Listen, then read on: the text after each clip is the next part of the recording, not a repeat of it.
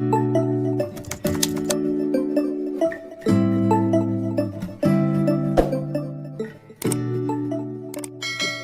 masuk ke videonya, make sure teman-teman udah follow Instagram aku @linglinglim_. Jangan lupa dicek ya.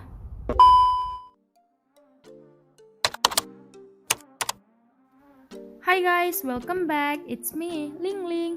Nah, ini merupakan video ujian akhir semester dasar-dasar pengauditan. So, without further ado, let's move to the topic. Topik pertama adalah independensi. Dalam melaksanakan pengauditan, auditor harus independen. Standar auditing yang mengatur tentang independensi, integritas, dan objektivitas auditor diatur pada SA 220. Kemudian muncul pertanyaan, mengapa auditor harus memiliki independensi?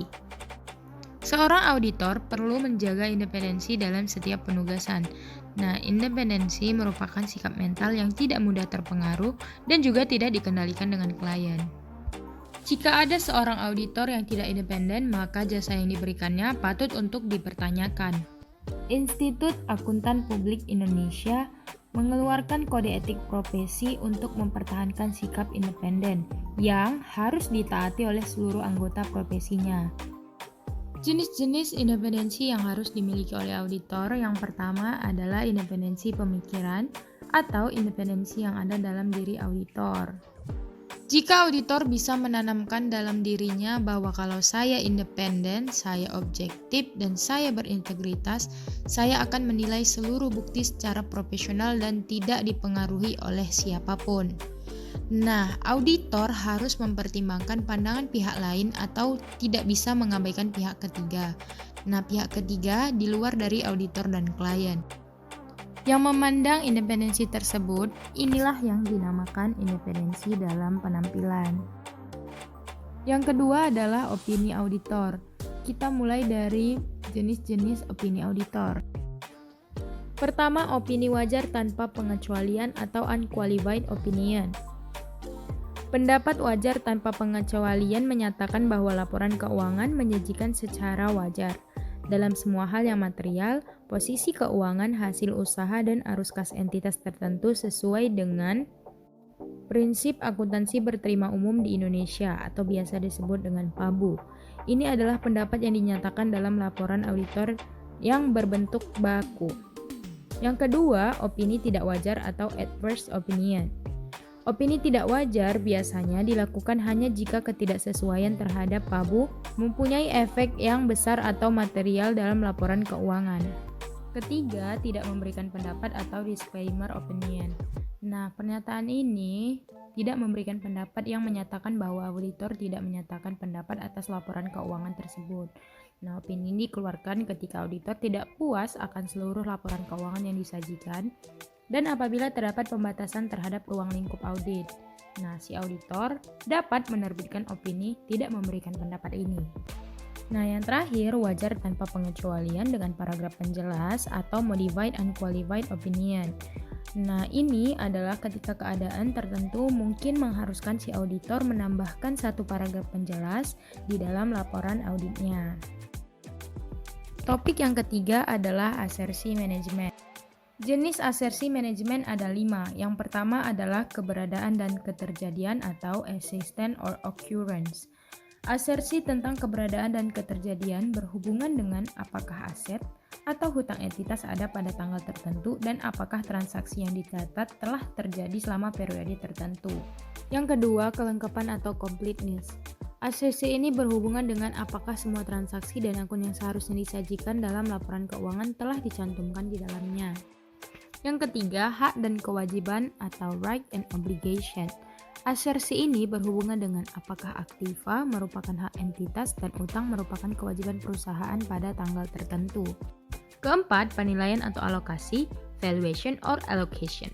Asersi ini berhubungan dengan apakah komponen aktiva, kewajiban, ekuitas, serta pendapatan dan biaya telah dicantumkan dalam laporan keuangan yang sesuai dengan jumlah yang semestinya. Nah, yang terakhir, penyajian dan pengungkapan, presentation and disclosure. Asersi ini berhubungan dengan apakah komponen-komponen tertentu dalam laporan keuangan diklasifikasikan, dijelaskan, dan diungkapkan dalam jumlah yang semestinya. Topik keempat adalah risiko audit, risiko bawaan, risiko pengendalian, risiko deteksi, dan juga hubungannya. Risiko audit yaitu risiko yang terjadi dalam hal auditor tanpa disadari, tidak memodifikasikan pendapatnya sebagaimana mestinya atas suatu laporan keuangan yang mengandung salah saji material. Risiko bawaan yaitu ketentuan suatu asersi terhadap suatu salah saji material dengan asumsi bahwa tidak terdapat kebijakan dan struktur pengendalian internal yang terkait. Selanjutnya, risiko pengendalian adalah risiko bahwa suatu salah saji material yang dapat terjadi dalam suatu asersi tidak dapat dicegah atau dideteksi secara tepat oleh struktur pengendalian internal klien. Nah, yang terakhir, risiko deteksi adalah risiko bahwa auditor tidak dapat mendeteksi salah saji material yang terdapat dalam suatu asersi. Nah, hubungan masing-masing risiko dapat dimodelkan sebagai berikut. Risiko audit sama dengan risiko bawaan dikali risiko deteksi dikali risiko pengendalian. Nah, topik yang kelima adalah hubungan antara risiko audit, bukti audit, dan materialitas. Hubungan risiko audit dan bukti audit yaitu terdapat hubungan yang terbalik antara risiko audit dan jumlah bukti yang dibutuhkan untuk mendukung opini auditor atas laporan keuangan. Risiko audit pada tingkat yang rendah akan membutuhkan bukti yang lebih banyak. Materialitas merupakan salah satu faktor yang berpengaruh terhadap pertimbangan auditor tentang kecukupan atau banyaknya yang diperlukan bahan bukti audit. Tingkat materialitas yang lebih kecil maka akan lebih banyak bukti yang dibutuhkan. Selanjutnya, topik yang keenam adalah bukti audit dan tingkat keandalannya. Jenis-jenis bukti audit. Yang pertama adalah bukti fisik.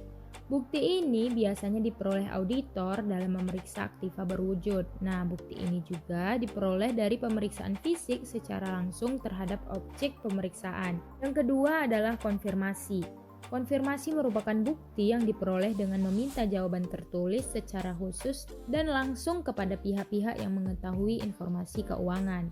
Nah, yang ketiga adalah bukti dokumenter. Nah, contoh dari bukti dokumenter seperti cek, faktur, notulen ketika rapat, ataupun kontrak. Nah, yang keempat adalah surat pernyataan tertulis. Surat ini merupakan pernyataan yang ditandatangani oleh orang-orang yang bertanggung jawab atau yang berkaitan yang mengetahui tentang akun-akun ataupun keadaan bahkan peristiwa yang terjadi di perusahaan. Nah, yang kelima, bukti matematis. Jenis bukti ini dihasilkan dari perhitungan auditor atau perhitungan ulang yang dilakukan oleh auditor. Perhitungan biasanya menghasilkan bukti andal yang berkaitan dengan tujuan audit, akurasi, klerikal, serta penilaian atau alokasi. Nah, yang keenam, bukti lisan.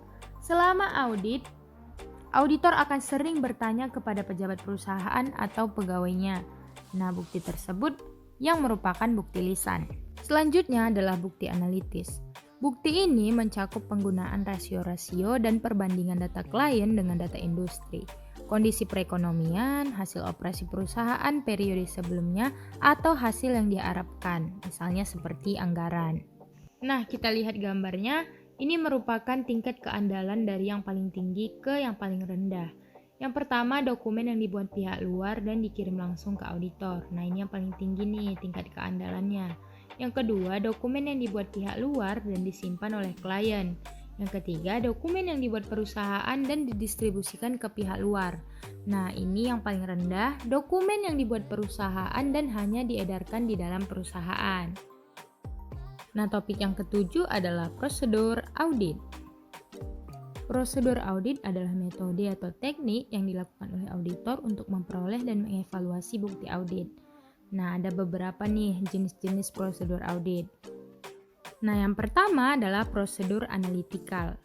Prosedur ini mencakup perbandingan-perbandingan antara data keuangan dengan data non-keuangan atau data keuangan dengan data ekspektasi atau data penganggaran. Yang diharapkan ketika melakukan prosedur ini, auditor bisa mengetahui sebelum melakukan prosedur audit juga kecenderungan-kecenderungan apa sih yang terjadi di dalam perusahaan, sehingga itu akan memudahkan auditor melakukan prosedur audit selanjutnya. Nah, yang kedua, melakukan pemeriksaan fisik atau inspeksi. Prosedur ini sering digunakan di dalam auditing. Melakukan inspeksi atas dokumen membantu auditor menilai keaslian bukti bukti atau menilai keberadaan hal-hal yang dikhawatirkan oleh auditor. Nah, selanjutnya melakukan pengamatan atau observing. Prosedur ini berkaitan dengan mengamati atau menyaksikan kinerja suatu aktivitas. Nah, hal-hal yang perlu diamati misalnya seperti personil, prosedur, dan juga proses. Nah, selanjutnya lagi melakukan konfirmasi atau confirming. Konfirmasi merupakan bentuk permintaan yang memungkinkan auditor memperoleh informasi secara langsung yang berasal dari sumber lain atau independen yang berada di luar perusahaan. Nah, kemudian melakukan permintaan keterangan atau inquiring. Prosedur auditing ini mencakup permintaan keterangan baik secara lisan maupun tertulis. Selanjutnya adalah melakukan penelusuran atau tracing. Penelusuran merupakan prosedur audit yang dilakukan untuk menentukan apakah suatu saldo akun tidak kurang saji atau apakah seluruh dokumen yang sah telah dicatat secara lengkap. Nah, selanjutnya pemeriksaan dokumen atau vouching. Prosedur ini dilakukan untuk mengetahui apakah ada transaksi yang tidak pantas atau tidak sah yang dicatat. Nah, selanjutnya pelaksanaan ulang atau reforming. Aplikasi yang umum dari prosedur ini adalah melakukan pelaksanaan ulang, penjumlahan, dan rekonsiliasi yang dibuat oleh klien. Nah, perhitungan ulang dapat dilakukan atas jumlah yang dihitung klien, misalnya terhadap depresiasi, hutang bunga, atau piutang bunga.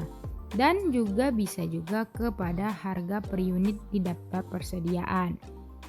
Melakukan perhitungan atau counting. Penerapan yang umum dari prosedur ini yaitu perhitungan fisik atas aktiva berwujud, misalnya seperti jumlah kas di tangan, pertanggungjawaban atas seluruh dokumen yang dipranomori.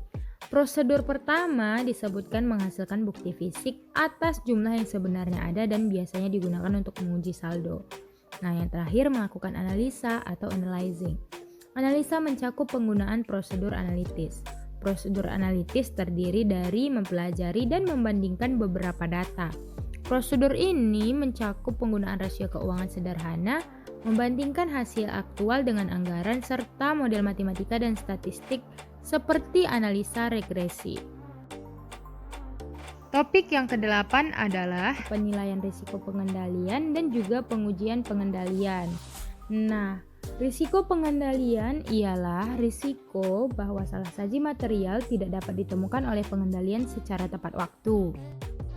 Nah, risiko pengendalian internalnya auditor harus yang pertama itu menilai apakah laporan keuangan klien dapat diaudit.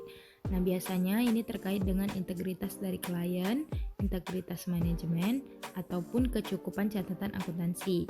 Kemudian menentukan taksiran risiko pengendalian yang didukung oleh pemahaman atas pengendalian internal.